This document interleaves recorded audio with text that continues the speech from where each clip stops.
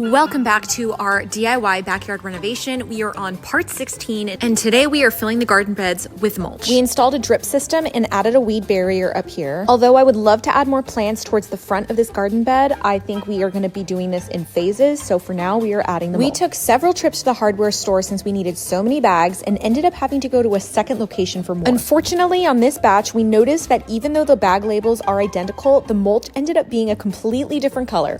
Not sure how that happened, but we decided to return those bags and replace them. I'm curious what your favorite mulch color is because I noticed that this is a really hot topic and people are very passionate about their mulch color. I, for one, think that brown mulch is superior, and I think Teddy agrees. I also added mulch to the garden beds along the deck. It's actually quite impressive how much mulch can make a difference in a garden bed. It just looks so much more put together, and it makes all of the colors look more vibrant and healthy. I also added these cute little lawn lights on the corners of the garden beds by the deck, and all of these tiny details definitely add to the overall look. I picked up a few plants that I want to add to some pots for the backyard, so like and follow for the next part and for more DIYs and home renovation.